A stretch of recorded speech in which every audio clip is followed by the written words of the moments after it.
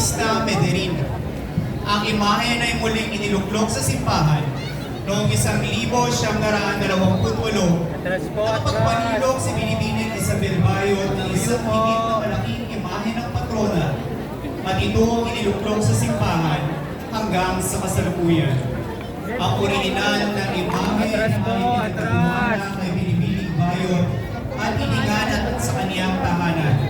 Noong taong 2010, sa ikasandaang taong anibersaryo ng pagkakabalik ng orihinal na imahen, matapos itong nakawin, ang nasabing imahen ay ibinalik sa pangangalaga ng parokya.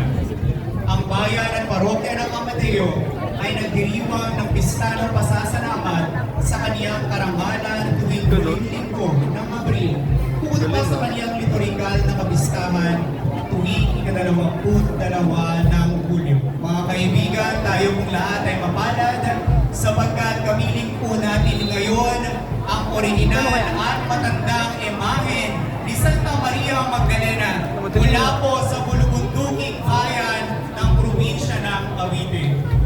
Santa Maria Magdalena de Amadeo. Walang ilaw. Kasama po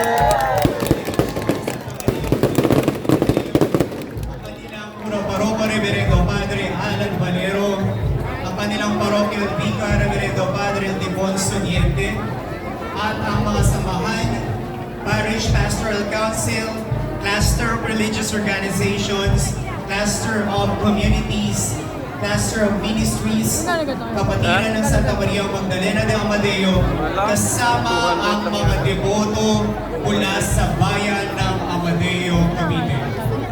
Muli po, ating pong pasalubungan ng palakpakan ng ating mga kaibigan mula po sa bulubunduking bahagi ng ating probinsya, bayan ng Amadeo. Maraming salamat po sa inyong paglahok dito sa ating masaysayang pagtitipon para sa karangalan ng ating mahal na lakapili ng bayan ng Amadeo. Ang tao Amadeo.